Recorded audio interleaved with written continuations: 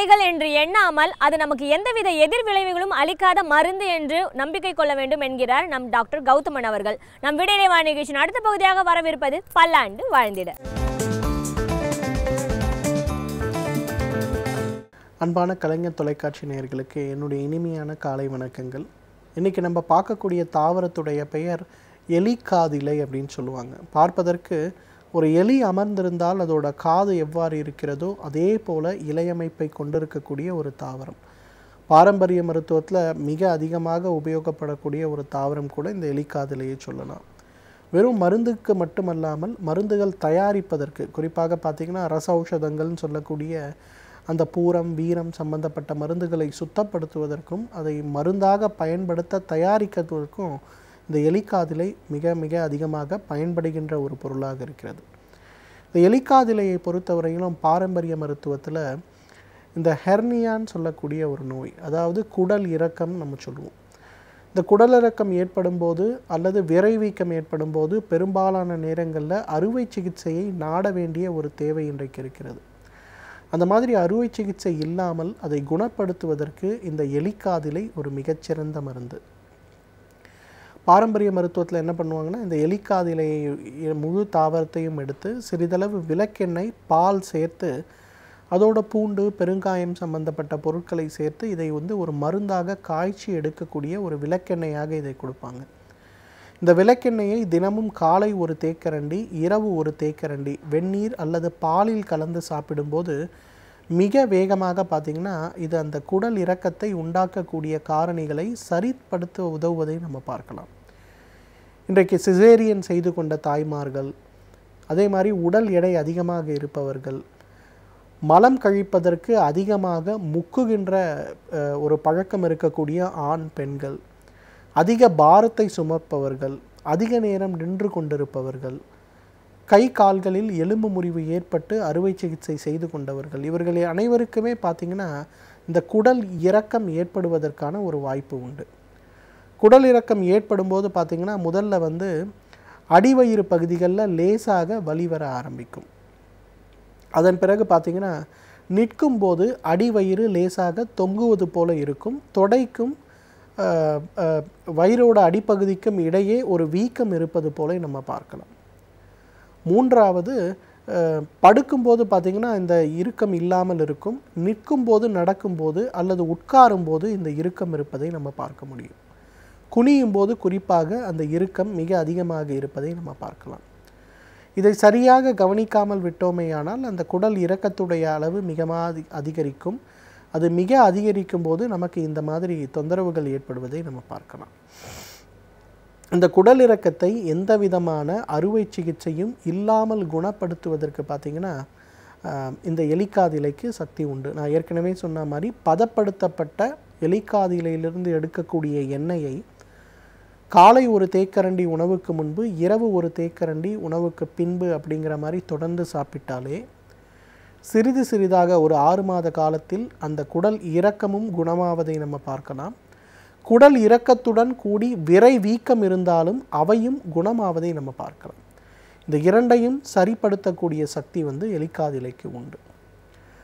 இரண்டாவது, இன்றைக்கு நிறைய பேருக்கு ஏற்படுகின்ற ஒரு முக்கியமான தொந்தரவு என்னன்னு கேட்டிங்கன்னா, அதிகமான இன்சுலின் சம்பந்தப்பட்ட மருந்துகளை எடுத்துக்கொண்டாலும் சர்க்கரை நோய்க்கு இருக்கக்கூடிய கட்டுப்பாடான உணவு பழக்கங்களை வைத்து கொண்டிருந்தாலும் கூட சர்க்கரை அளவு கட்டுக்குள் இல்லை அப்படின்னு சொல்கிறவங்க நிறைய பேர் இருக்காங்க. அதுவும் நிறைய பேருக்கு பார்த்திங்கன்னா சர்க்கரை நோயுடைய அளவு எவ்வளவு அதிகமாகுதுன்னா, ஒரு நாளைக்கு 40 யூனிட் வரை இன்சுலின் செய்து கொடுத்து கொண்டாலும் கூட, அது தவிர உணவுக்கு முன்பு பின்புங்கிற மாதிரி நிறைய மாத்திரைகளை எடுத்துக்கொண்டாலும் கூட சர்க்கரையுடைய அளவு எப்பொழுதும் 250 300லேயே இருக்கிறது அப்படின்னு சொல்லக்கூடிய நிறைய பேர் இன்றைக்கு நம்ம பார்க்குறோம். அவர்களுக்கு நல்ல குணமளிக்கக்கூடிய ஒரு மருந்து என்ன அப்படின்னு கேட்டிங்கன்னா இந்த எலிக்காதிலை. எலிக்காதிலையை உலர வைத்து எடுக்கக்கூடிய சூரணத்தை ஒரு 10 கிராம் அளவுக்கு தினசரி அளவாக எடுத்து ஒரு 500 மில்லி தண்ணீரில் இட்டு நன்றாக அதை கொதிக்க வைத்து 250 மில்லியாக அதை குறைத்து வடிகட்டி எடுக்கக்கூடிய அந்த ஒரு கஷாயத்தை காலை உணவுக்கு முன்பு, மதிய உணவுக்கு முன்பு, இரவு உணவுக்கு முன்புன்னு தொடர்ந்து சாப்பிடும்போது எவ்வளவு கட்டுப்படாமல் இருக்கக்கூடிய இரத்தத்தில் இருக்கக்கூடிய சிறுநீரில் இருக்கக்கூடிய சர்க்கரையுடைய அளவும் கட்டுக்குள் வருவதை நாம் பார்க்க முடியும். இது நேரடியாக சர்க்கரை நோய்க்கு உதவி செய்யுமா அப்படின்னு கேட்டிங்கன்னா இது உதவி செய்வது கிடையாது. ஆனால் மற்ற சர்க்கரை மருந்துகள் எடுத்துக்கொள்ளும் போது கூட சர்க்கரை அளவு கட்டுப்படாமல் இருக்கக்கூடிய ஒரு நிலைமையில் வரும்போது இந்த இன்சுலின் ரெசிஸ்டன்ஸ்ன்னு சொல்லக்கூடிய அந்த ஒரு விஷயத்தை கட்டுப்படுத்துவதற்கு இந்த எலிக்காது கீரை ஒரு மிகச்சிறந்த மருந்தாக இருக்கிறது. இன்றைக்கு மிக அதிக அளவில் பார்த்திங்கன்னா ஈவன் அமெரிக்காவில் இருக்கக்கூடிய ஒரு 4-5 பல்கலைக்கழகங்கள் கூட எலிக்காது இலையிலிருந்து எடுக்கக்கூடிய மாலிகுல்ஸ் என்னென்ன இருக்குங்கிறத அதை பிரித்து அதிலிருந்து கிடைக்கக்கூடிய அந்த பொருட்களை இன்சுலின் ரெசிஸ்டன்ஸ்ன்னு சொல்லக்கூடிய நீரிழிவு நோய்க்கு உபயோகப்படுத்த முடியுமா அப்படிங்கிற ஒரு ஆராய்ச்சி இன்றைக்கு செய்து கொண்டிருக்கிறார்கள். ஏன்னா இன்றைக்கு பிறக்கக்கூடிய குழந்தைகளில் 100ல் 10 குழந்தைகள் நீரிழிவு நோயுடனே பிறக்கின்றன. ஒரு 20% குழந்தைகள் பார்த்திங்கன்னா 15 வயதுக்கு முன்பு அவர்கள் நீரிழிவு நோயாளிகளாக மாறிவிடுகிறார்கள். அப்படி இருக்கும்போது இது சம்பந்தப்பட்ட பிரச்சனைகளை எவ்வாறு குறைக்க முடியும், எவ்வளவுதான் இன்சுலின் அவர்கள் எடுத்துக்கொள்ள முடியும், அப்போ அவர்களுக்கு இன்சுலின் ரெசிஸ்டண்ட்டாக என்ன பண்ண முடியும் அப்படின்னு பார்க்கும்போது அது சம்பந்தப்பட்ட பிரச்சனைகளை நீக்குவதற்கு இந்த எலிக்காது இலைக்கு சக்தி உண்டு அப்படிங்கிறத ஆரம்பகட்ட ஆராய்ச்சி முடிவுகள் நிரூபித்திருக்கிறது. 2ஆம் கட்ட மற்றும் அனிமல் ட்ரையல்னு சொல்லுவாங்க, அது சம்பந்தப்பட்ட ஆராய்ச்சிகள் தொடர்ந்து நடந்து கொண்டிருக்கிறது.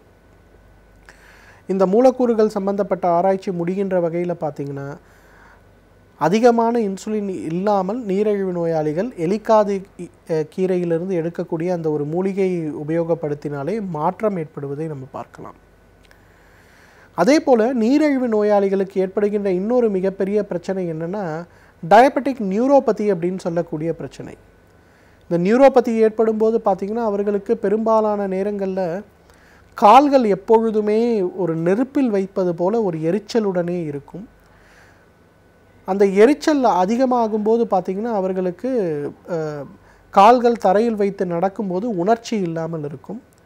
சாதாரணமாக தரையில் நடந்தால் கூட ஏதோ ஒரு துணி மேல் நடப்பது போல ஒரு உணர்வு இருக்கும்.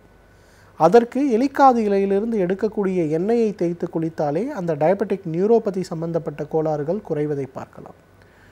எனவே நேர்களே, இந்த எலிக்காது இலையை பொறுத்தவரையிலும் அறுவை சிகிச்சை இல்லாமல் ஹெர்னியான்னு சொல்லக்கூடிய குடல் இறக்கம் மற்றும் விரைவீக்கம் நோயை நீக்குவதற்கும் கட்டுப்பாடின்றி இருக்கக்கூடிய சர்க்கரை நோயை கட்டுப்பாட்டிற்கு கொண்டு வருவதற்கும் நீரிழிவு நோயினால் ஏற்படுகின்ற டயபெட்டிக் நியூரோபதி சம்பந்தப்பட்ட பிரச்சனைகளை குறைப்பதற்கும் இயற்கை கொடுத்திருக்கின்ற மிகச்சிறந்த மருந்து.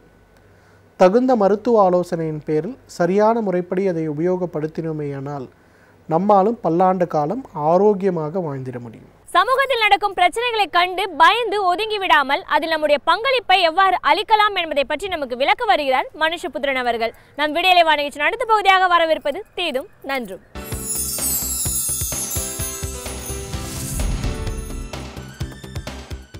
வணக்கம் நண்பர்களே, இன்னும் ஒரு இனிய காலை பொழுதில் தீதும் நன்றும் நிகழ்ச்சியில் உங்களை சந்திப்பதில் மிக்க மகிழ்ச்சி அடைகிறேன். புரட்சி கவிஞர் பாரதிதாசன் மனம் விரும்பி பாடினார், சாதி இருக்கின்றது என்பானும் இருக்கின்றானே என்று. இப்படி அவர் மனம் விரும்பி பாடி எவ்வளவு காலமாகிறது என்பதை நினைத்து பாருங்கள். சுதந்திர இந்தியாவில் கல்வி, வேலைவாய்ப்பு, சமூக நீதி, சட்டங்கள் என்று எத்தனையோ விதமான ஒரு சாதிய பாகுபாட்டை ஒழிப்பதற்கான சட்டங்களும் திட்டங்களும் செயல்படுத்தப்பட்டு எவ்வளவு காலமாகிறது. ஆனால் சாதி கொடுமைகள், சாதி ஏற்றத்தாழ்வுகள், சாதியம் சார்ந்த பாரபட்சங்கள் கொஞ்சமேனும் குறைந்திருக்கிறதா என்பதை ஒரு கணம் நினைத்து பாருங்கள் நண்பர்களே. இன்றைக்கும் நாம் நாடு முழுக்க நடக்கிற சாதி கொடுமைகளை பற்றிய செய்திகளை ஒவ்வொரு நாளும் கேள்விப்படுகிறோம்.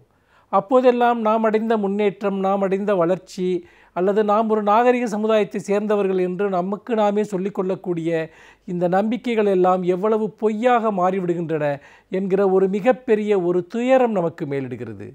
அந்த அளவிற்கு இன்றைக்கும் கூட சாதியினுடைய இரும்பு கோட்டைகள் கொஞ்சம் கூட தகர்ந்து போகாத அல்லது கொஞ்சம் கூட நெகிழாத ஒரு அவலத்தைத்தான் நாம் பார்த்து கொண்டிருக்கிறோம்.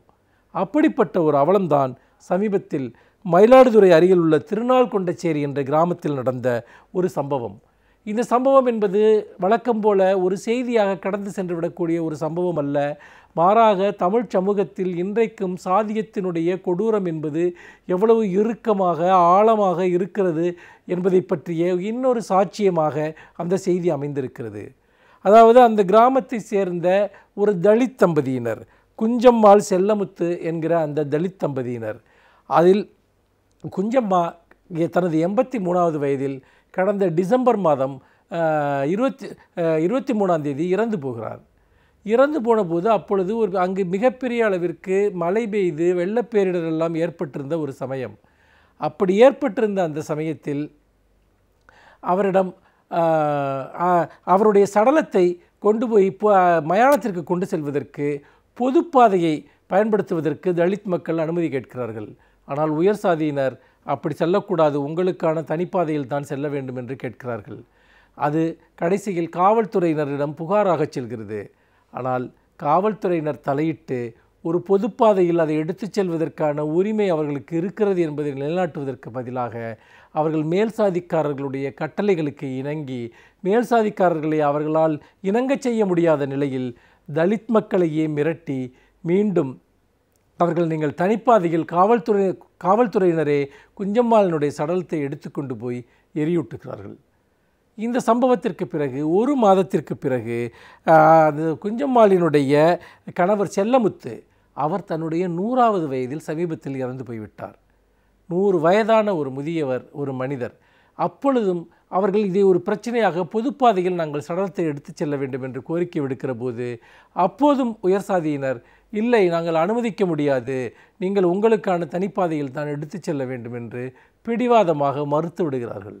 உடனே தலித் மக்கள் நீதிமன்றத்திற்கு செல்கிறார்கள். நாங்கள் பொதுப்பாதையில் செல்வதற்கான உரிமை எங்களுக்கு வேண்டும் என்று கேட்கிற போது நீதிமன்றம் இதை கண்டு அதிர்ச்சி அடைகிறது. நிச்சயமாக அவர்களுக்கு பொதுப்பாதையில் நீங்கள் அவருடைய சடலத்தை எடுத்துச் செல்வதற்கு, செல்லமுத்துவினுடைய சடலத்தை எடுத்துச் செல்வதற்கு அவர்களுக்கு எல்லா விதமான உரிமைகளும் இருக்கிறது, அதை தடுப்பதற்கு யாருக்கும் எந்த அதிகாரமும் இல்லை என்று சொல்லி பொதுப்பாதையில் அந்த சடலத்தை எடுத்துச் செல்வதற்கான உரிமையை உத்தரவாதப்படுத்தும்படி நீதிமன்றம் உத்தரவிடுகிறது. காவல்துறையினர் மீண்டும் செல்கிறார்கள், உயர்சாதிக்காரர்கள் மறுக்கிறார்கள். வழக்கம் போல நீதிமன்ற உத்தரவு இருந்தும் கூட அந்த உத்தரவையும் மீறி காவல்துறையினரே தனிப்பாதையில் எடுத்துச் சென்ற அந்த தலித் பெரியவரனுடைய உடலை அடக்கம் செய்கிறார்கள். இது என்ன நியாயம்? இது உண்மையிலேயே ஒரு மிகப்பெரிய கொந்தளிப்பை இன்றைக்கு தலித் மக்களிடையே ஏற்படுத்தி இருக்கிறது என்று சொல்லலாம்.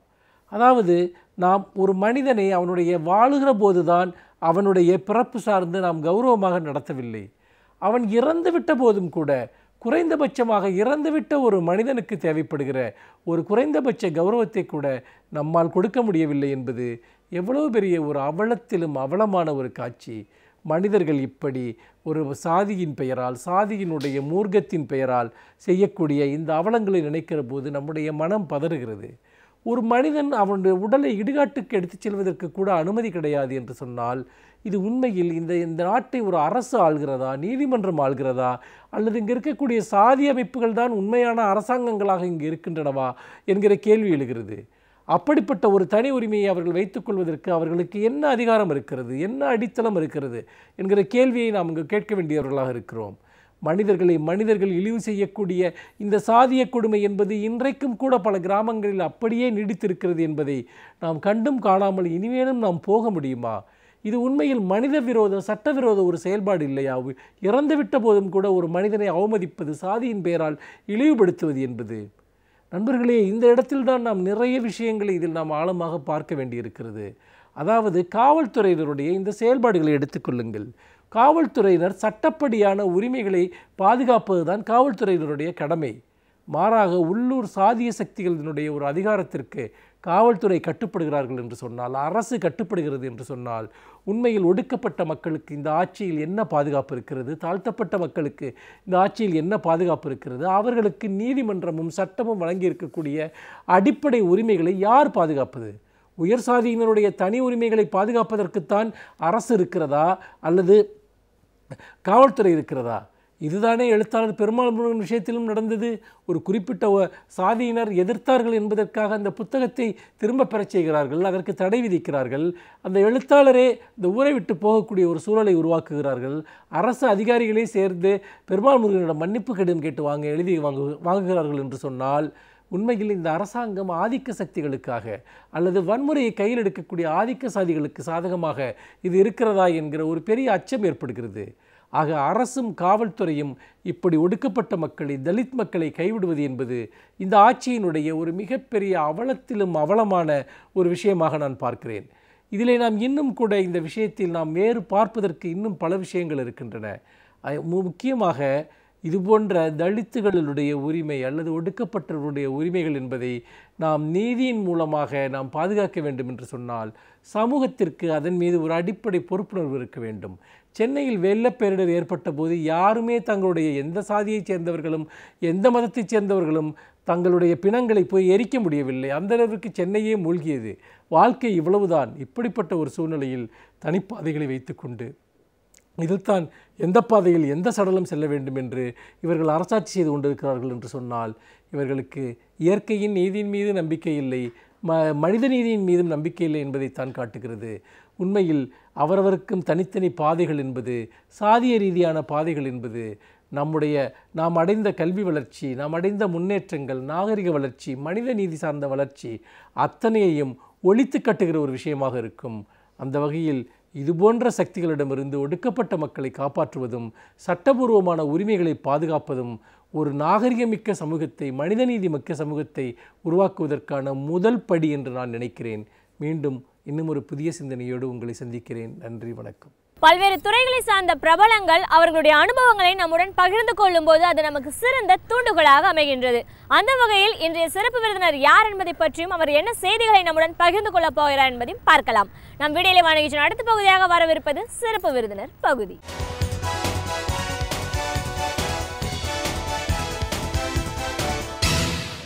வணக்கம் நேயர்களே, விடியலை வானிகழ்ச்சியின் சிறப்பு விருந்தினருக்கான நேரம் இது.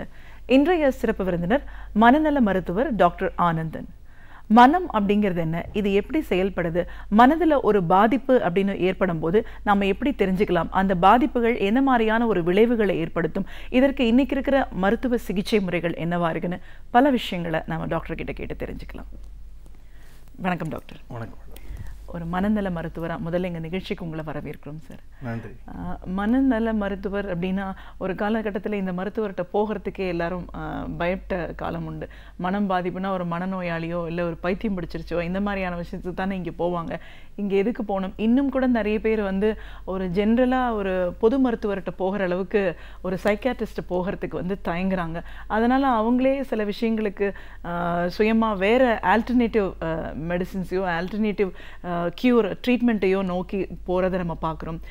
உண்மையிலேயே சைக்காட்ரிஸ்ட் அப்படிங்கிற இந்த துறை என்ன, மனம் சார்ந்த பாதிப்புகள் அப்படின்னா என்ன, இதுக்கு மருத்துவம் மூலமாக தான் நம்ம சிகிச்சை பண்ணணும் அப்படிங்கிற ஒரு அவசியம், இதை பற்றின ஒரு அவேர்னஸ் எவ்வளோ தூரம் மக்கள் மத்தியில் இருக்குது, ஒரு மருத்துவராக நீங்கள் இதெல்லாம் எப்படி பார்த்தீங்க இப்படின்னு உங்களோட அனுபவங்கள் சார்ந்த பல விஷயங்களை எங்களோட இன்றைக்கி நீங்கள் முழுமையாக பகிர்ந்துக்கணும் சார்.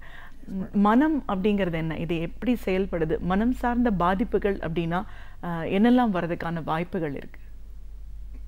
நல்லா ஆரம்பிச்சிருக்கீங்க மேடம். மனம் அப்படின்னா என்ன?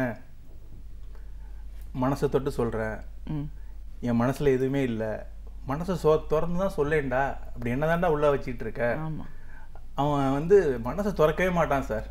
இந்த மாதிரி சொல்கிறதெல்லாம் என்னென்னா மனசுங்கிறது ஏதோ ஒரு எங்கேயோ இருக்கிற ஒரு மாயையான ஒரு விஷயம், ஒரு கற்பனையான விஷயம், கடவுள் மாதிரி ஏதோ ஒரு அந்த மாதிரியான விஷயம் கிடையாது மேடம். அறிவியல் பூர்வமாக மனசுங்கிறது நம்ம உடம்புல இருக்கிற ஒரு ஆர்கனோட வேலை. பிரெயின்ங்கிற ஆர்கனோட வேலை தான் மனசு. உடம்புல நிறைய ஆர்கன்ஸ் இருக்குது. ஹார்ட் வேலை ரத்த ஓட்டம், பிளட் சர்க்குலேஷன். கிட்னி வேலை கழிவு நீக்கம், ரத்தத்துலேருந்து யூரினை பிரித்து வெளியேற்றுறது. குடலோட வேலை செரிமானம். நுரையீரலோட வேலை சுவாசம். மூக்கோட வேலை ஸ்மெல். நாக்குக்கு டேஸ்ட். கண்ணுக்கு விஷன். காதுக்கு ஹியரிங். அது மாதிரி மூளைக்கு மனசு. மனசுங்கிறது நம்ம ஃபங்க்ஷன்ஸ் ஆஃப் த பிரெயின் தான் மனம். ஸோ இது நான் சைக்கியாட்ரிஸ்ட். இதை மனநல மருத்துவம், உளவியல் மருத்துவம், மனவியல் நிபுணர், உளவியலார் இப்படிலாம் போட்டு சொல்றதே வந்து ஒரு ஸ்டிக்மடைசிங்காக இருக்குது.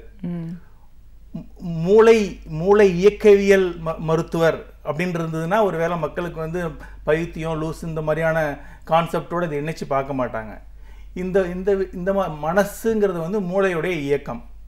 நியூராலஜிஸ்ட் என்ன பண்ணுறாங்க, மூளையோட ஸ்ட்ரக்சர் மூளையில் கட்டியிருக்கு, ரத்தம் உறைஞ்சிருக்கு. அது ரத்தம் உறைஞ்சிருக்குன்னா பிபினால் பிளட்டு வெடிச்சிருச்சு, சுகர்னால் வந்து அந்த இதில் ரத்தம் உறைஞ்சிருக்கு.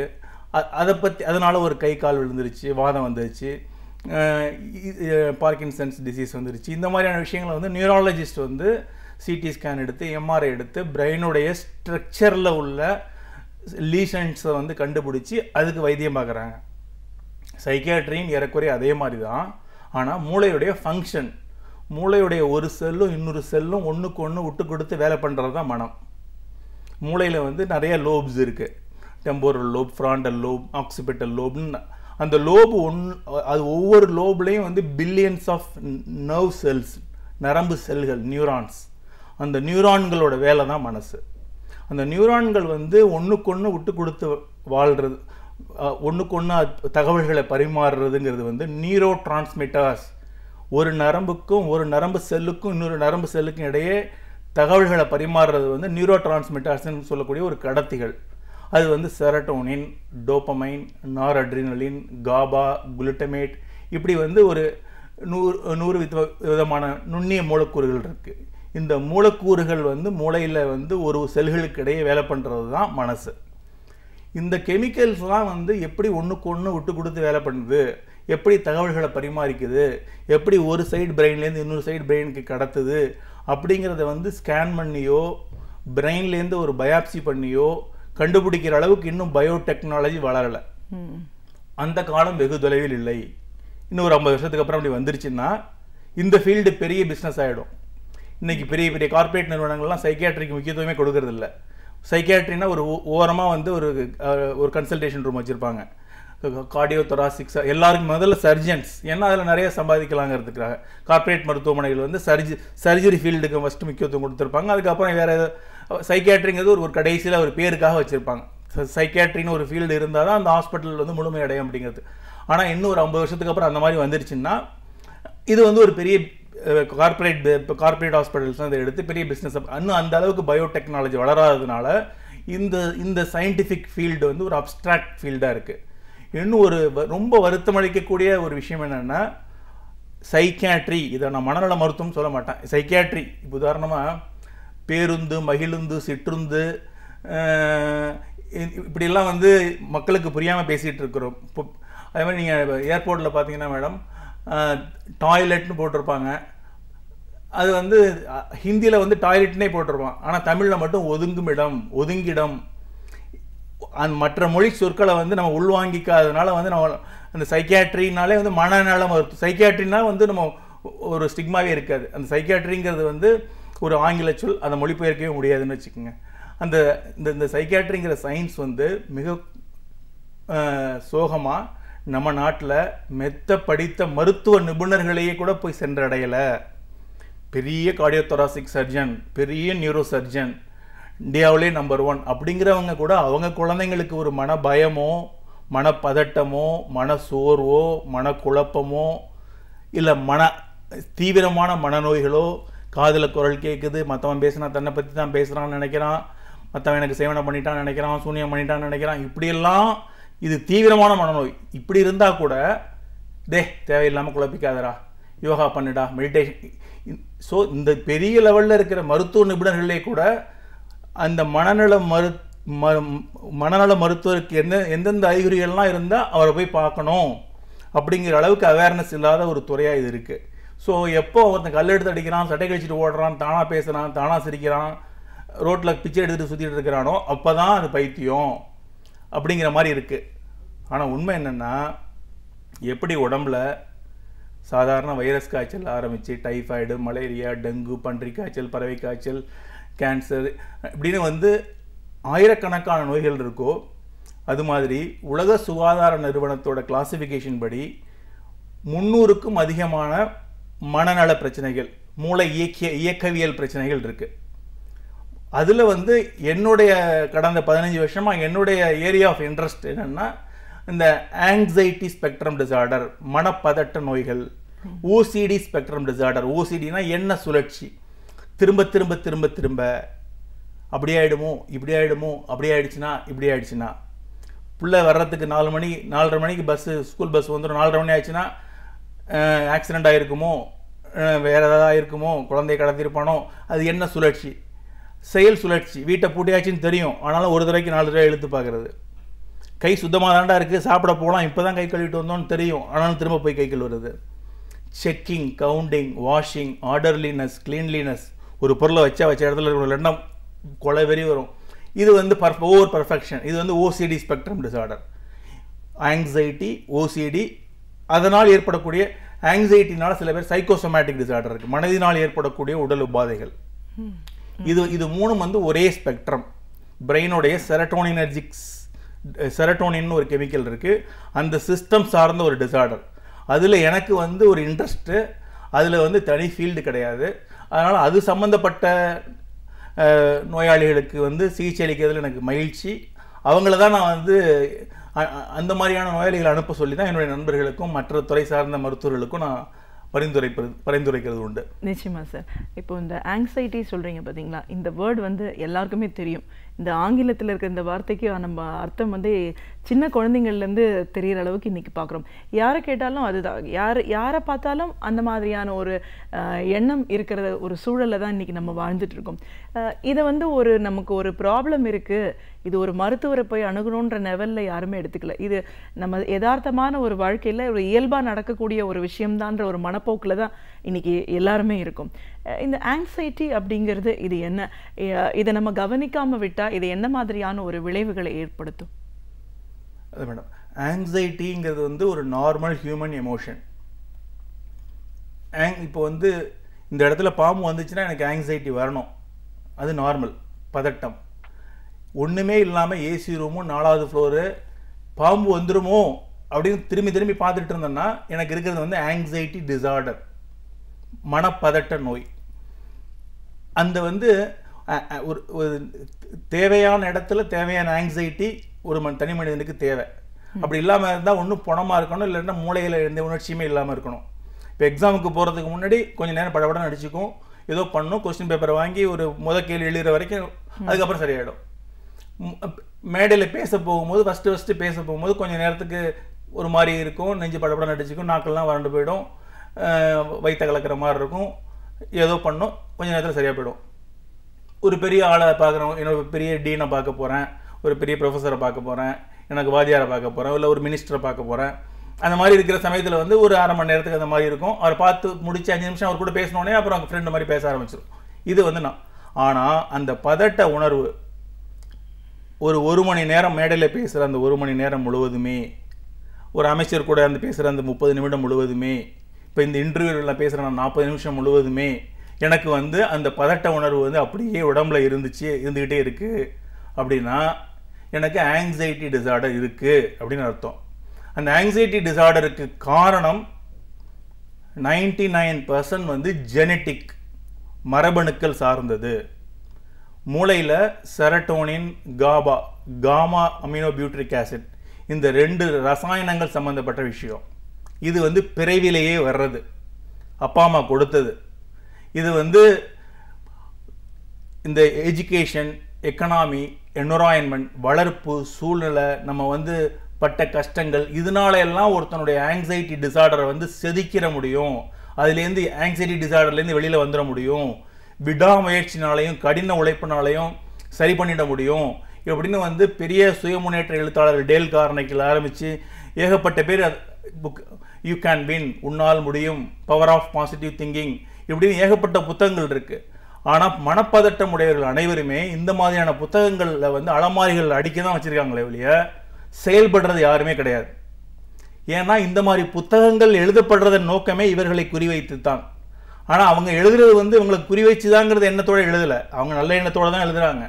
டேல் கார்னெகியாக இருக்கட்டும், நம்ம MS உதயமூர்த்தியாக இருக்கட்டும், அவங்க எழுதுனது வந்து அவங்க பட்ட கஷ்டத்தில் அவங்களுடைய உறவினர்கள் பட்ட கஷ்டத்தில் இப்போ ஏன் சின்ன விஷயத்துக்கு சப்ப மேட்டருக்கு ஏன்டா இவ்வளோ கஷ்டப்பட்டுட்டு இருக்காங்க அப்படின்னு சொல்லிட்டு இந்த மாதிரி கஷ்டப்படுறவங்களாம் வெளில வரணுங்கிற எண்ணத்தில் எழுதுனாங்க. ஆனால் உண்மை என்ன இன்னைக்கு சொல்லுதுன்னா விஞ்ஞானம், அந்த மாதிரி அவன் எதிர்க்கிறதுக்கு நீ என்னத்தை தான் எழுதினாலும் அவன் படிச்சுட்டு அந்த நேரத்தில் சுகங்க அனுப்பான்.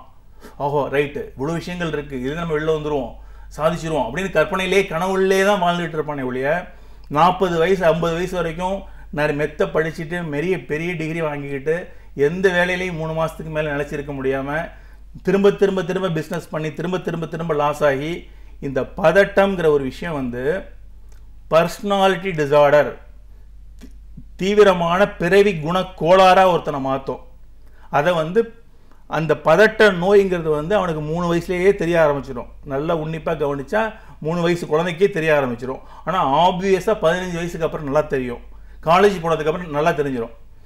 ஒன்று காலேஜ் போனோன்னா என்ன பண்ணுவாங்க பசங்க, பெரும்பாலும் காலேஜ் போனதுக்கப்புறம் ஆங்ஸைட்டி டிசார்டர் இருந்ததுன்னா ஆம்பளை பையனாக இருந்தால் தண்ணி அடிக்க போவான், பொம்பளை பிள்ளையாக இருந்தால் சாமி கும்பிட போவோம். மாறியும் இருக்கான். இப்போ வந்து அவன் தண்ணி அடிக்கிற பொம்பளை பிள்ளைங்களும் இருக்குது, சாமி கும்பிட ஆம்பளை பசங்களும் இருக்காங்க. இந்த ஆங்ஸைட்டி டிசார்டருடைய வெளிப்பாடு வந்து சாமி சாராயம், இது ரெண்டில் தான் வந்து முடியுது. இப்போ வந்து இன்னைக்கு ஒரு டாஸ்மாக் கடையில் போய் ஒரு 100 பேரை பிடிக்கிறோன்னு வச்சுங்க, அதில் வந்து 75 பேருக்கு ஆங்ஸைட்டி டிசார்டர் இருக்கும். அதுலேயும் 25 வயசுக்கு மேலே ஒருத்தன் குடிக்க ஆரம்பிக்கிறான் அப்படின்னா அவனுக்கு கண்டிப்பாக ஆங்ஸைட்டி டிசார்டர் தான். ரொம்ப இளம் பருவத்திலேயே 13 வயசில் 14 வயசுலேயே குடிக்கிறான் அப்படின்னா அது வந்து ஜெனட்டிக்ஸ் ஆல்கஹாலிசம், மரபணு. சில ஆல்கஹால் வந்து பரம்பரை ரீதியாகவும் வருது, சூழ்நிலைகளால் மட்டும் வர்றதில்லை அப்படின்னு விஞ்ஞானம் சொல்லுது. அது வந்து டைப் 1 ஆல்கஹாலிசம், அது வந்து ஜெனட்டிக். சித்தப்பா பெரியப்பா தாய் மாமா அத்தை சித்தி பெரியம்மா பார்த்தீங்கன்னா ஒரு ஃபேமிலி ஃபுல்லாக குடிச்சிட்டு இருக்கும், ஃபேமிலியில் நிறையா சூசைட் இருக்கும், எவனும் ஒழுங்காக வேலைக்கு போக மாட்டான், அப்பா தாத்தா சொத்தை விற்று நல்லா வாழ்ந்த குடும்பங்கள் நடுத்தருக்கு வந்துட்டு இருக்கும். ஸோ இந்த ஆங்ஸைட்டிங்கிறது வந்து நமக்கு சின்ன சாதாரண விஷயந்தான். ஆனால் வந்து அந்த ஆங்ஸைட்டினோட வெளிப்பாடுகள் வந்து ரொம்ப சோகமாக நிறைய குடும்பங்கள் இருக்கிறது உண்டு. இப்போ ஒரு என்னோட அனுபவத்தில் ஒரு நல்லா வாழ்ந்த குடும்பம், ஒரு ஜமீன், நாங்கள்லாம் ஒரு காலத்தில் ஜமீனாக இருந்தோம்டா கிராமத்தில், நாங்கள்லாம் வந்து ஊருக்கு கோயிலுக்கு நிலம் கொடுத்துருக்கோம், அப்படி இருந்தோம் இப்படி இருந்தோம், இன்றைக்கி வந்து அப்பா இருந்தார், தாத்தா இருந்தார், முப்பாட்டா இருந்தார், இன்றைக்கி வந்து நாங்கள் குடிசையில் வகிக்கிறோம் அப்படின்னு அவனோட ஹிஸ்ட்ரியை ஆராய்ஞ்சு பார்த்தோம்னா உள்ள பெரும்பாலும் இந்த ஆங்ஸைட்டி டிசார்டர் உடைய தாக்கம் வந்து வெவ்வேறு கோணங்களில் வெளிப்பட்டிருக்கும். இப்போ வந்து சில இந்த ஆங்ஸைட்டி டிசார்டருடைய இப்போ ஆங்ஸைட்டின்னொன்னே இது வந்து ஏதோ வந்து மனசு கோடையாக இருக்கிறவனுக்கு, கூச்ச சுபாவம் இருக்கிறவனுக்கு மட்டும்தான் ஆங்ஸைட்டி வரணும் இல்லை. டெய்லி ஒரு கொலை பண்ணுறதையே தன்னோட தொழிலாக வச்சிருக்கிற ஒரு தாதாவுக்கு கூட ஆங்ஸைட்டி டிசார்டர் இருக்கும். பயம்ங்கிறது வேற, பதட்டம்ங்கிறது வேற. பயம்ங்கிறது நார்மல் உணர்ச்சி, பதட்டம்ங்கிறதும் நார்மல் உணர்ச்சி. பதட்டம்ங்கிறது வந்து ஒரு த்ரெஷோல்டை தாண்டி போகும்போது அது வந்து பதட்ட நோய். அந்த பதட்டம்ங்கிறது வந்து 10 வருஷம் 15 வருஷம் 20 வருஷம் நிலைச்சி இருந்ததுன்னா அது பதட்ட சுபாவி. பதட்ட சுபாவினால் அவனுடைய திறமைக்கும் தகுதிக்கும் ஏற்ற மாதிரி வாழ்க்கையில் வளர்ச்சி அடைய முடியாது. பிஹெச்டி படிச்சிருப்பான், சயின்ஸில் பிஹெச்டி படிச்சிருப்பான், ஆனால் எந்த காலேஜ்லேயும் நிலைச்சிருக்க மாட்டான். ஒவ்வொரு காலேஜ்லேயும் 3 மாதம் ப்ரொஃபஸராக இருந்தேன், அந்த காலேஜில் 3 மாதம் ப்ரொஃபஸராக இருந்தேன், என்னோட எய்ம் சயின்டிஸ்டாக இருந்து காலத்துக்கு பேசிக்கிட்டு கற்பனைகள்லேயே வாழ்ந்துட்டு இருக்க நிறைய மெயினாக வந்து என்னக்கிட்ட பேஷண்ட்டாக வர்றவங்க நிறைய பேர் சினிமாவில் இளம் இயக்குனர்களாக, இந்த உதவி இயக்குனர்களாக இருக்கிறவங்க நிறைய பேருக்கு வந்து மனப்பதட்டம் ஒரு கட்டத்துக்கு மேலே அவங்களால ஜெயிக்க முடியாததுக்கு காரணம் வந்து அந்த மனப்பதட்டமாக இருக்கும். அதனால் வந்து அதுலேருந்து வெளில வர்றதுக்கு வந்து அவங்க நிறைய பேர் தேடுற வழி வந்து ஆல்கஹாலிசம் தான். அந்த அளவுக்கு வந்து பதட்டம் வந்து ஒரு குடும்பத்தையே வந்து அழிக்கக்கூடிய ஒரு மோசமான சக்தி அது. இப்போ இதுக்கான ஒரு சிகிச்சைனா பொதுவாக மருத்துவரை யாரும் போய் அணுகிறதில்லை இந்த மாதிரியான ஒரு பாதிப்புகளுக்கு. இது வேறு முறைகளை தேடி தான் போகிறாங்க. அப்படின்னும் போது ஒரு மருத்துவராக இதை எப்படி பார்க்குறீங்க? இந்த மாதிரியான ஒரு நோய், மனப்பதட்ட நோய் இருக்கிறவங்க செய்ய வேண்டிய விஷயம் என்ன? முதல்ல மேடம், இப்போது இது மனப்பதட்டம்னு இல்லை, இப்போ டயபெட்டிஸாக இருக்கட்டும், ஹைப்பர் டென்ஷன், தைராய்டு, ஆஸ்துமா, இந்த மாதிரி நாட்பட்ட தீராத அப்படின்னு சொல்லிட்டு இருப்பாங்க. இதில் வந்து சில விளம்பரங்கள், போலிகளோட விளம்பரங்கள் வரும். நாட்பட்ட தீராத பெரிய பெரிய அலோபதி டாக்டர்களே கைவிட்ட இதை வந்து நாங்கள் வந்து லேகியம் கொடுத்து சரி பண்ணுறோம் நாங்கள் இது பண்ணி இந்த சித்த மருந்து கொடுத்தோ இல்லை வேறு ஏதோ ஹெர்பல் ஹுக் கொடுத்தோ அதை கொடுத்தோ சரி பண்ணுறோம். இந்த மாதிரி நாட்பட்ட தீராத பெரிய பெரிய அலோபதி டாக்டர்களே கைவிட்ட ஒரு நோய் ஒருத்தர்கிட்ட போய் ஒரு சுவாமிஜிகிட்ட போயோ ஒரு மதம் மாறியோ இல்லை வேற சரியாகுது அப்படின்னாலே அது வந்து anxiety spectrum disorder, OCD spectrum disorder, psychosomatic disorder தான். சில நோய்கள் வந்து தானாகவே சரியாக போகும். Allergy, asthma, psoriasis, many autoimmune disorders. ஏன்னா இந்த ஆட்டோஇம்யூன் டிசார்டர்ஸ்க்கு எல்லாருமே ஆங்ஸைட்டிக்கு அதுக்கு சம்மந்தம் இருக்குது. ஆட்டோஇம்யூன் டிசார்டர்ஸ் எல்லாம் நிறையா ஆட்டோஇம்யூன் டிசார்டர்ஸ்க்கும் ஆங்ஸைட்டிக்கு சம்மந்தம் இருக்குது. பிரெயினில் வந்து ஹைப்போதலாமஸ்னு ஒரு பகுதி இருக்குது. ஹைப்போதலாமஸில் கடவுள் இருக்கிறார் அப்படின்னு ஒரு நான் சொல்கிறது உண்டு. கடவுளுங்கிற விஷயமே பிரெயினோடைய அந்த ஹைப்போதலாமஸ் தான். இப்போ எந்த ஒரு விஷயமே வந்து ஒரு செகண்டில் பொறி பறக்கிறது வந்து அந்த ஹைப்போதலாமஸில் தான் போயிரு. அந்த ஹைப்போதலாமஸ் வந்து ஒரு விஷயத்தை வந்து உதாரணமாக எக்ஸாமில் ஃபெயிலாக போயிட்டான், சூசைட் பண்ணிக்கிட்டான், உண்மையா இல்லை? ஏன்? அவனோட ஃபெயிலாக போன 1,00,000 பேர் உயிரோடு தானே இருக்கான். So problem is not in the environment, அந்த அவனுடைய விஷன் டுவர்ட்ஸ் தட் ப்ராப்ளம். அந்த ஹைப்போதலாமஸ், பிரெயினோட ஹைப்போதலாமஸ் வந்து அந்த விஷயத்தை எப்படி பார்த்துச்சு அப்படிங்கிறது தான் வந்து 1 கோடி ரூபா கடன், சூசைட் பண்ணிக்கிறான். அவன் ஃப்ரெண்டுக்கு 15 கோடி ரூபா கடன், அவனோட கம்மியாக தான் சம்பாதிக்கிறான், உட்காந்து யோசிக்கிறான், பிளான் பண்ணுறான், லோன் போடுறான். சரி என்ன பண்ணலாம், ஊரை விட்டு ஒரு பிரச்சனை கடன் கிடையாது, அவனுடைய விஷன் டுவர்ட்ஸ் தட் ப்ராப்ளம். அந்த விஷனை நிர்ணயிக்கிறதுங்கிறது வந்து நாம் சொன்ன அந்த செரட்டோனின் இந்த மாதிரியான கெமிக்கல் தான். அந்த கெமிக்கலை நிர்ணயிக்கிறது வந்து ஜெனட்டிக்ஸ். ஸோ அந்த கெமிக்கலுக்கு ஜீனை மாற்ற முடியாது, அதுக்கு அடுத்த லெவல்லேருந்து நம்மளால் சரி பண்ண முடியும். இப்போ என்னென்ன மேடம், அந்த செரட்டோனினோ இல்லை டோப்பமைனோ காபாவோ குளுட்டமேட்டோ இம்பேலன்ஸாக இருக்கும்போது ஹைப்போதலாமஸ் வந்து துடிக்குது. ஹைப்போதலாமோ பிட்யூட்ரி அட்ரினல் ஆக்சிஸ்னு ஒன்று இருக்குது. ஹைப்போதலாமஸு, அதுக்கப்புறம் பிட்யூட்ரி கிளாண்ட் அதுக்கு கீழே இருக்குது, அட்ரினல் கிளாண்ட் வந்து கிட்னி மேலே இருக்குது.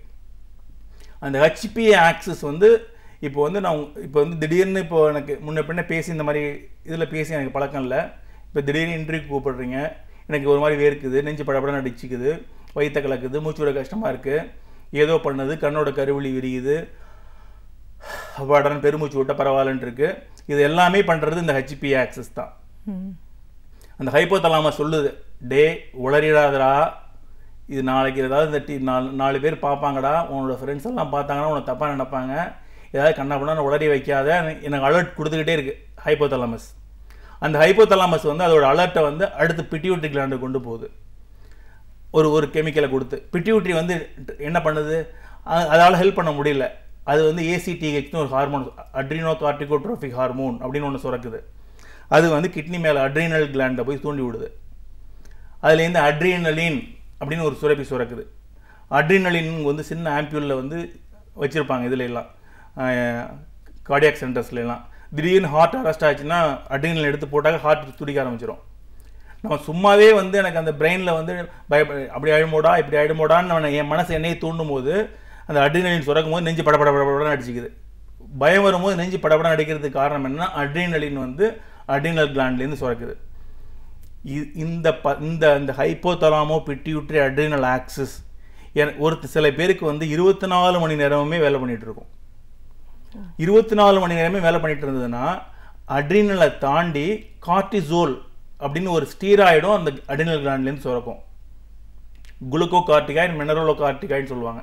குளுக்கோ கார்டிகாய்டு வந்து தான் அந்த கார்டிசோல், மினரலோ கார்டிகாய்டு தான் அந்த அட்ரினலின், இதெல்லாம் நார் அட்ரினலின் இதெல்லாம் சுரக்கிறது.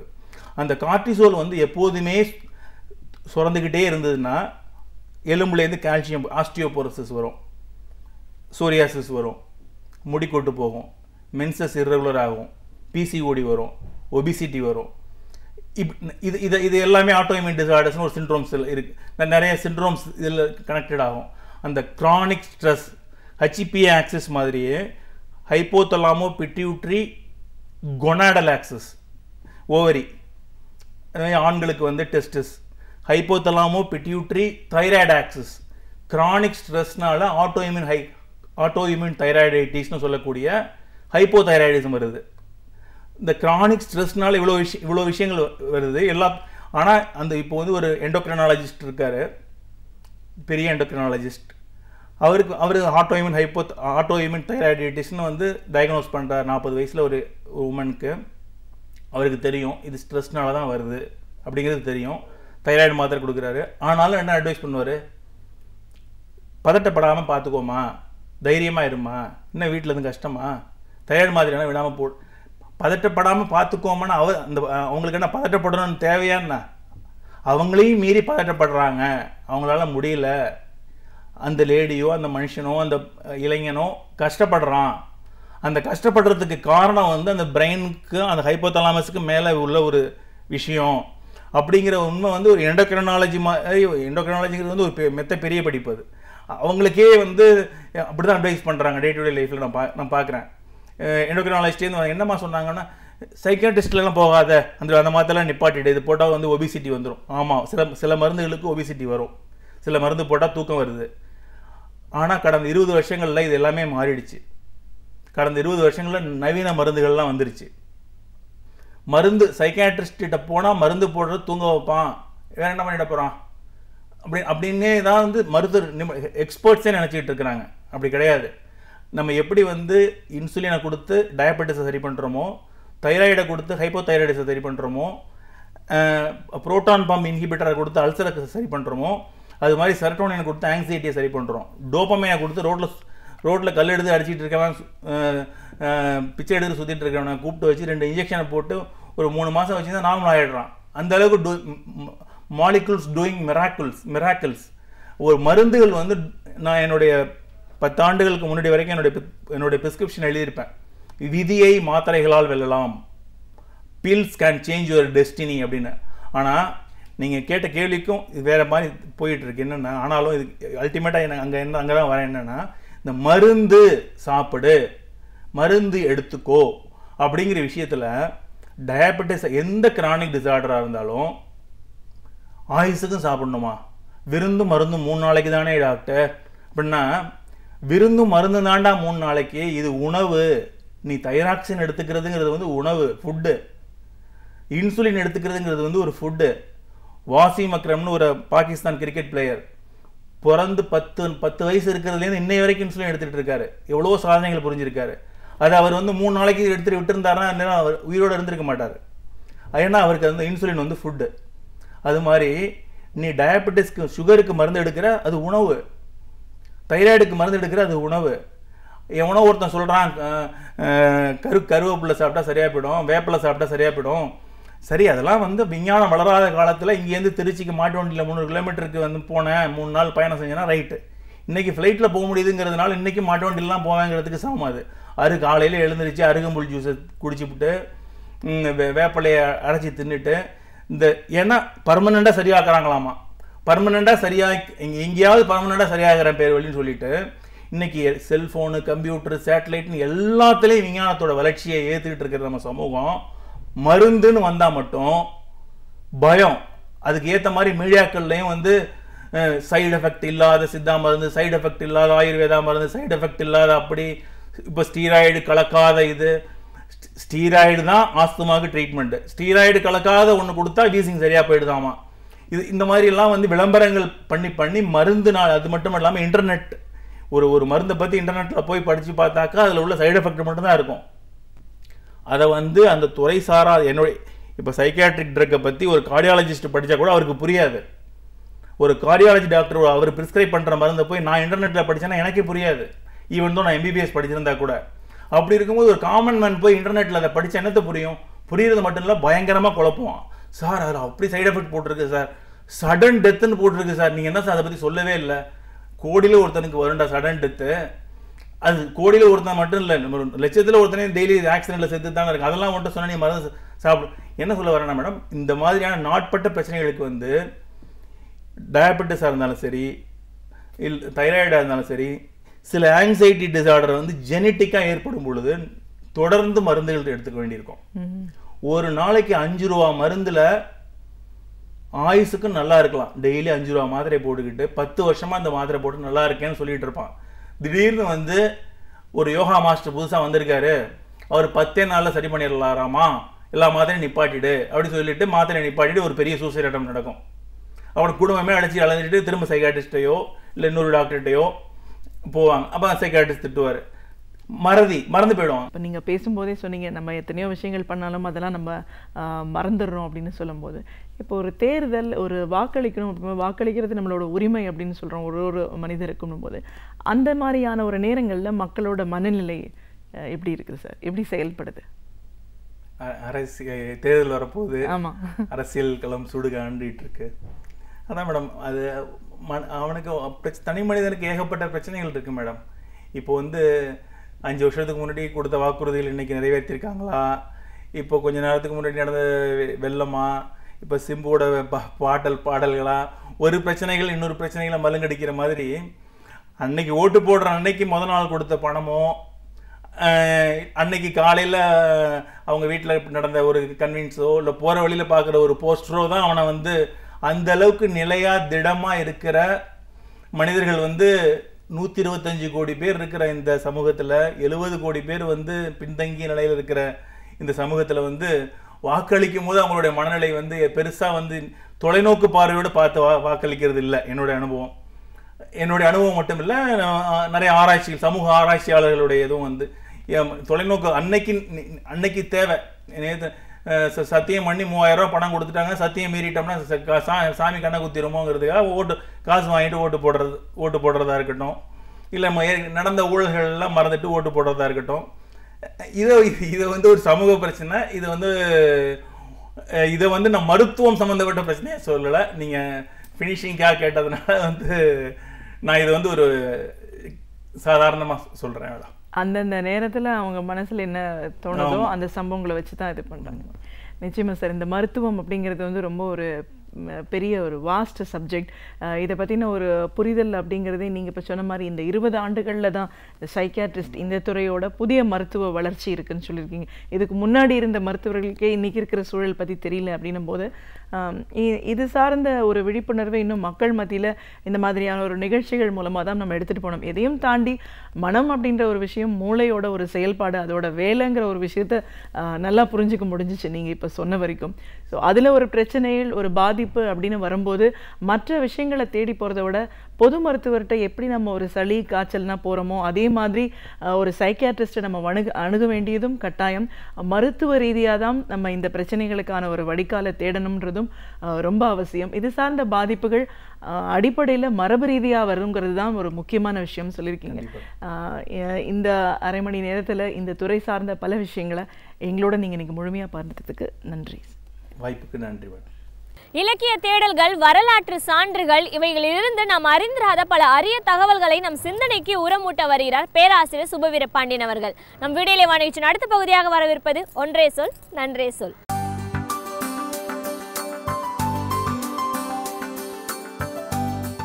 அனைவருக்கும் வணக்கம். தமிழில் எல்லா வகையான இலக்கியங்களும் உண்டு. கவிதை உண்டு, கட்டுரை உண்டு. ஆனால் நாடகம் என்கிற வடிவம் மிக குறைவாக இருக்கிறது என்று விமர்சகர்கள் சொல்லுவார்கள். சிலப்பதிகாரம் ஒரு விதத்தில் முத்தமிழ் காப்பியம்தான். இயல், இசை, நாடக கூறுகள் அனைத்தும் இருக்கின்றன. ஆனால் முழுமையாக நாடகமாகவே எழுதப்பெற்ற பல நூல்கள் கடல்கோளில் அழிந்து போய்விட்டன. நாம் பழைய நாடகம் என்று சொல்லுவது 19ஆம் நூற்றாண்டில் எழுதப்பட்ட மனோன்மணியம்தான். பேராசிரியர் சுந்தரம் பிள்ளை அவர்களால் எழுதப்பெற்ற அந்த மனோன்மணியத்திற்கு பிறகு நமக்கு நாடக நூல்களையெல்லாம் தந்தவர், நாடக உலகின் தந்தை என்று புகழப்படுகிறவர்கள், இன்றைக்கும் தமிழ் நாடகத்திற்கான ஒரு முகவரியாக இருக்கிறவர் பம்மல் சம்பந்த முதலியார் தான். 1873ஆம் ஆண்டு பிப்ரவரி மாதம் 1 தேதி அவர் பிறந்தார். 1 தேதி என்றும் இல்லை முதல் வாரம் என்றும் சிலர் சொல்லுகிறார்கள். எப்படி என்றாலும் இந்த பிப்ரவரி மாதம்தான் அவருடைய பிறந்த நாள் வருகிற மாதம். பம்மல் சம்பந்த முதலியார் இல்லை என்றால் தமிழுக்கு நாடகம் இல்லை என்று ஒரு பெரும் பழி ஏற்பட்டிருக்கும். அவர் தமிழ் ஆசிரியராக இருந்தவர். பிறகு பள்ளிக்கூடத்தினுடைய ஆய்வாளர், இன்ஸ்பெக்டர் ஆஃப் ஸ்கூல்ஸ் என்கிற அந்த அரசு பொறுப்பிலே இருந்தவர். தமிழ் கற்று தமிழ் ஆசிரியராக இருந்து அரசு பதவியில் இருந்து பணியாற்றினாலும் கூட பம்மல் சம்பந்த முதலியாருக்கு திரும்ப திரும்ப நாடகத்திலே தான் ஒரு பெரிய ஈடுபாடு இருந்தது. தெலுங்கிலே இருந்து இங்கே வந்து நடித்த ஒரு நாடகத்தை தொடராக பல நாள்கள் அவர் பார்த்திருக்கிறார். தமிழிலும் இப்படி ஒரு நாடக குழுவை ஏற்படுத்த வேண்டும் என்கிற எண்ணம் அவருக்கு ஆழ்மனத்திலே இருந்து கொண்டே இருந்திருக்கிறது.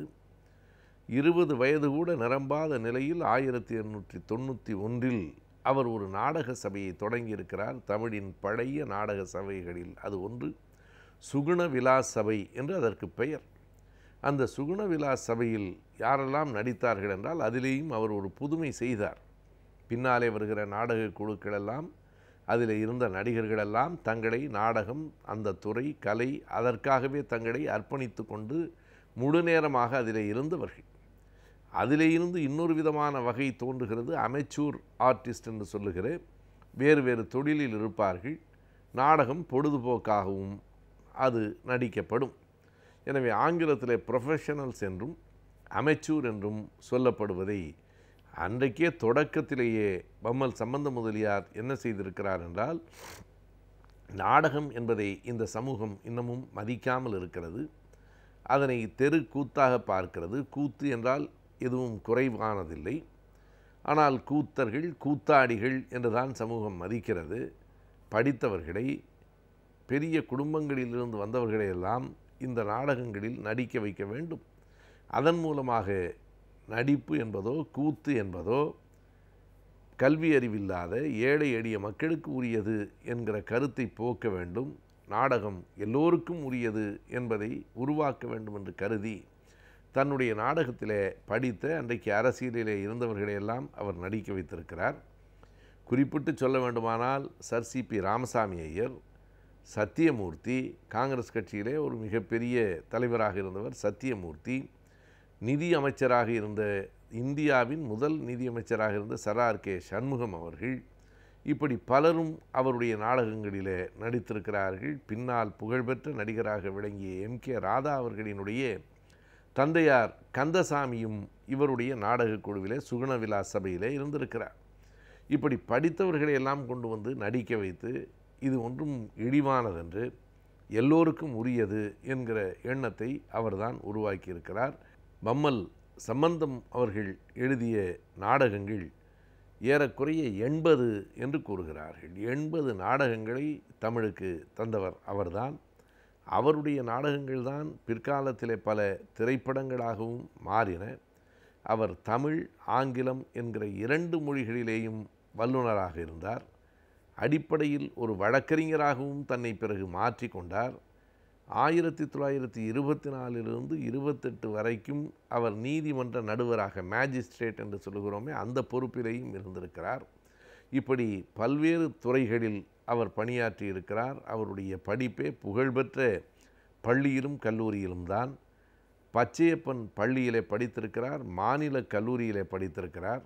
அவருடைய வீடு நிறைய புத்தகங்கள், ஏறத்தாழ 2000க்கும் மேற்பட்ட புத்தகங்கள் அவருடைய வீட்டிலே இருந்ததாக சொல்லுவார்கள். இதில் என்ன குறிக்கத்தக்க செய்தி என்றால், அன்றைக்கு புத்தகங்கள் வெளிவந்தது எண்ணிக்கையில் மிக மிக குறைவு.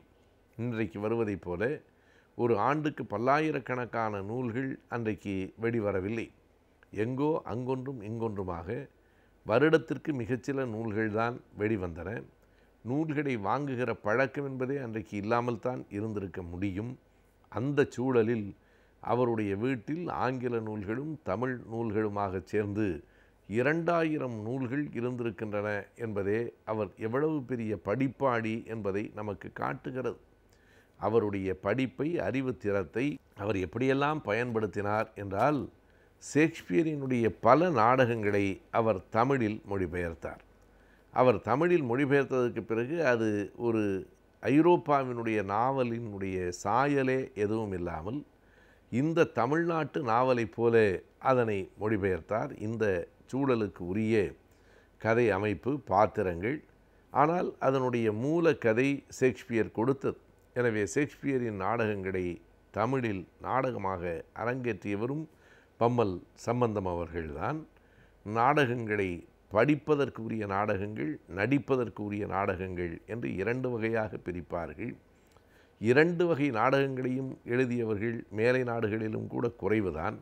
அப்படி பெயர் குறிப்பிட்டு சொல்லுகிறவர்களில் அங்கே பெர்னாட் ஷா முதல் இடத்தில் இருப்பார். பெர்னாட் ஷா படிப்பதற்குரிய நாடகங்களையும் எழுதியிருக்கிறார், நடிப்பதற்குரிய நாடகங்களையும் எழுதியிருக்கிறார். ஐரோப்பாவிலே பிறந்ததனாலே அவர் உலக புகழ்பெற்றவராக ஆகிவிட்டார். பம்மலிலே பிறந்ததனாலே, தமிழ்நாட்டில் பிறந்ததனாலே தமிழர்களாலும் கூட முழுமையாக அறியப்படாதவராகவே இன்னமும் சம்பந்தனார் இருக்கிறார். அவருக்கு இணையாக 2 வகை நாடகங்களையும் ஆக்கி தந்திருக்கிறவர். அதிலும் குறிப்பாக மேடை நாடகங்களில் நடிப்பதற்காக எழுதப்பட்ட நாடகங்கள் அவருடைய எழுத்துகளிலே கூடுதல். அப்படி மேடையிலே நடிக்கப்பட்ட காரணத்தினாலே தான் அந்த நாடகங்கள் மக்களை சென்றடைந்திருக்கின்றன. அந்த நாடகங்களிலே பல புராண செய்திகள் கலந்த நாடகங்களும் உண்டு. அந்த காலத்துக்கு ஏற்ற வகையில் சமூக சீர்திருத்த சிந்தனைகளை கொண்ட நாடகங்களையும் அவர் எழுதியிருக்கிறார். வரலாற்று நாடகங்களை எழுதியிருக்கிறார்.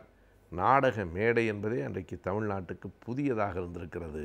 அந்த புதிய அரங்கில் புதிதாக ஒரு துறையில் தமிழை மேல் நிறுத்தியவர் என்று பம்மல் சம்பந்தனார் அவர்களை நாம் பெருமையோடு குறிக்கலாம். அவருடைய பிறந்த நாள் பிப்ரவரி 1.